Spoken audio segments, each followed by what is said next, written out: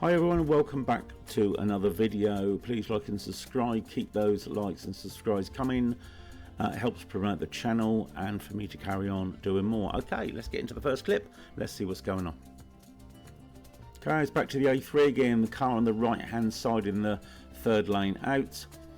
It actually wants the lane I'm in. So why is it out in the outside lane? Not thinking perhaps, but it really is inappropriate and dangerous drive. You've got a van now coming up in the middle lane and he's going to cut across right between that white van and that blue van to get where he wants to go.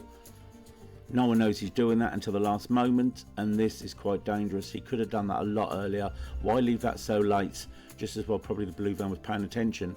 This one, similar thing. BMW on the outside lane again wants the same, only he does this a little bit more dangerous than the first one as he cuts into the braking distance from the vehicle behind and he just jumps in to the gap available. Again, if he knew he was going here, why didn't he just plan a bit earlier? It's safer for everyone. It wouldn't have hurt at all. It's just poor. Okay, on here we're about to join the A3 and there is an HGV which you'll see shortly with a car passing, which I will highlight, and it's that car which I'm in reference to. This is probably some of the worst planning I've ever seen. They actually want the lane I am in. They pass the HGV, they move into the middle lane and do one of the worst things they possibly could do, almost stamp on their brakes with an HGV coming up behind. Thankfully the HGV was paying attention.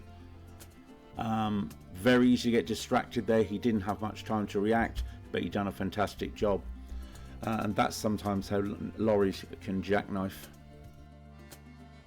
Okay, A3 again, a bit further down the road. Now what we're initially looking at is his Range Rover in the middle lane just passing us, and the car on the outside lane, the blue one there. Now what is the big deal here? For the qualified driver and the initiated, not really a big deal at all. Look at the Mini there coming into our lane. It knows where it's going and it doesn't rush past like the other two cars that also want my lane. There is the Range Rover, indicates to pull in, bit of distance, that's fine, and as is the blue car. Now like I said, that doesn't look much to anybody else, but the pupil here has to brake quite firmly within that braking distance to react. It's not very helpful for a learner. Okay, this clip, Indecision, while my pupil is driving, coming up to a crossroads, so they've got to pay attention there. You have someone doing this behind, doesn't know where the hell they're going, can't make their mind up. It goes into a single lane over the other side, so they move back over to the right hand side. Are they trying to pass us? Well, there's half-hearted attempt. The Mini behind is probably thinking what's going on, goes back into singular lane, so I'm not entirely sure what was going through this person's head. But again, it put the pupil into some confusion because they're paying so much attention to this person not looking ahead as much. Again, awkward. Okay, this is the same crossroads. We're coming from the other direction, waiting for the lights to change. We're going straight across, but what you're going to be paying attention to, you can just see them in the distance, two cars approaching from the left hand side looking to go in and turn right. The lights are green, we should be able to go. It's that one there initially, as you'll see, and the one behind. He pulls out right into our path. We've got to stop there. There's no room there. It's something I call that. You don't go through that because you never know what the intention is. I had to go on the hard brake there to stop it. What about his friend behind? What's he going to do? We're not sure, so the best thing is to hold and find out, and he just literally pulls out. No right to do so at all. He would have better off waiting in that junction. So sometimes you're a little unsure, you just got to hold back. If we look from the back as we go across the lights, you'll actually see they both end up holding traffic, as we have to brake quite sharply there to let those cars out that just really force themselves out. Then the light here you'll see will change, go to red, and the other car hasn't quite cleared. He decides to go anyway even though it's a red light. And if we look to the right there, he would have better off standing behind those Giveway lines there instead of being half-assed in that road. Poor show all round there really, but we had to pay attention to that one. Okay, this clip here is a typical example, T junction, giving way pedestrians. I like what my pupil did here, nice paying attention. We want to turn right. Now the couple coming up there, we start to slow down, and as we get there they do see us. He looks to the right. The Audi's yet to understand the new rule, it would seem, and just drives around regardless, irrespective. They thank us, they move on, we move on. All's well in the world where that is concerned.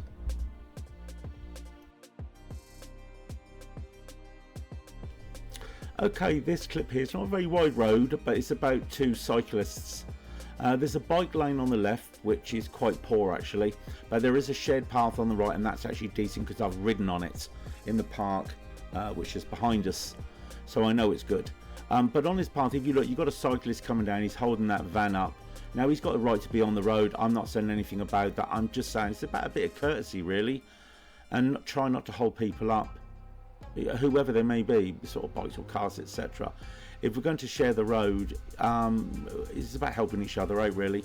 Now I'm coming up to this cyclist here, he doesn't know I'm here, I suppose, and it takes a little while for him to recognise it. I think the guy on the left sees us before he does. I think he looks around, but they could have been on that cycle line on the right, and they would have been in nobody's way on this sort of rather thin road. But they're riding two abreast, and I think the guy just saw us there and he lets him know. He does move over eventually after holding us up for a fair bit, and they go into single file and we're able to pass. If we're going to share the road, you know, a bit of common courtesy where appropriate would be appreciated, so we can actually get on with our journey as well as these two fellas here. And there you go, it's as easy as that. Don't mind bikes on the path at all, but some courtesy, bit of shared responsibility would be nice really.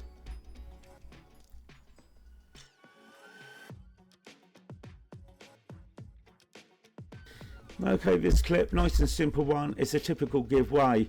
My pupils have got to be on the ball when this. We're looking at a car coming out from the left junction. There is the silver one. He should have stopped there to let us go. We're close enough, but what does he know? He just pulls right out in front of my pupil. It didn't look too bad on the camera, but that was a lot closer than what it appeared on the dash cam footage here. Okay, and this one here, Wimbledon town is busy, lots of people around, lots of cars, and the pupils have got to pay real good attention here because sometimes the pedestrians run amok and they cross the road when they shouldn't, and that's pretty much what goes on here. But you never know how it's going to happen, when it's going to happen, and they have to be on their toes when this happens.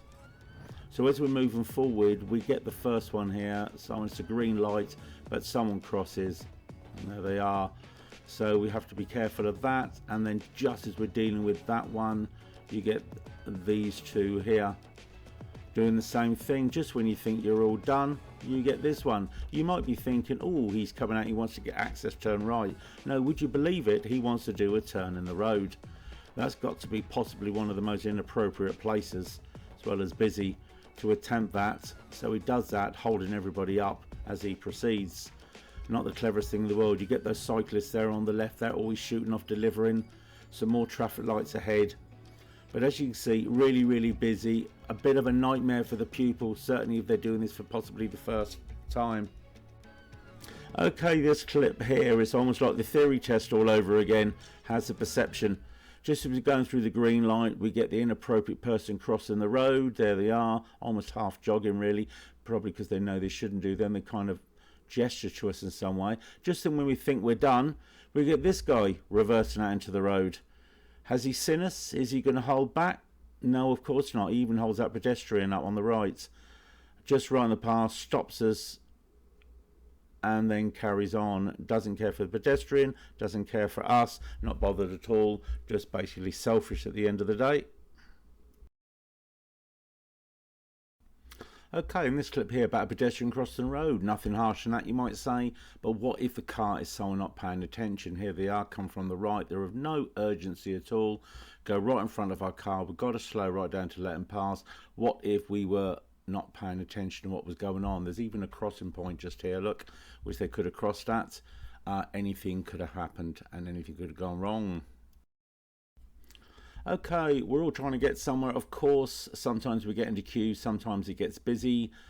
but we have to queue because the roads are what they are. Now on the left, as you see it, it is telling everybody to get into this lane. This person pulls out of the correct lane. They're now going into a right only lane. Now if they're turning right, no bother at all. But I can assure you that's not their intention at all. Their intention is to shoot past everybody and from a right only lane then get back into the lane they pulled out of in the first place. There's real no excuse for that at all. It's arrogant, it's selfish, and it doesn't show any courtesy to anybody else on the road who's abiding by the rules, as we all have to. Otherwise there's just chaos. Okay, this clip here went to enter a roundabout, and what we're looking at is this car here. He obviously doesn't want to follow the roundabout in probably the correct and safe manner. The car behind does. You'll see the difference as we move into the roundabout and the position that we actually take. We're looking to take not the first exit but the one after. So just as we go around, we position ourselves accordingly. The Citroen's already gone out, we're now moving out, and then the car on the inside, the red one, is going where we're going actually, and decides to undertake everybody on the roundabout to go in the direction that we're going. As you can see, we're correctly placed and then they undertake us. It's a dangerous practice. Most people are pretty much aware of it and clued up and are able to avoid any ongoing collision. Okay, we'll finish up with this clip here. It's another typical example of being non-courteous to other road users. As we're driving up, there's a car on the left hand side. We initially thought you just see him just coming out and he's pinching out into the road. We think he's going to go right past us where that bus just went, so we slow down. We think he's going to turn right, but no, he actually decides to do a turn in the road. People pick the best places, don't they, really, to do a turn in the road. Nearly hits that pedestrian as they're going straight on. Poor place to do it, holds everybody up. Hi guys, thank you for watching the video. Please like and subscribe, helps me, helps the channel. I look forward to seeing you again on the next video, and drive safely. Goodbye for now, bye bye.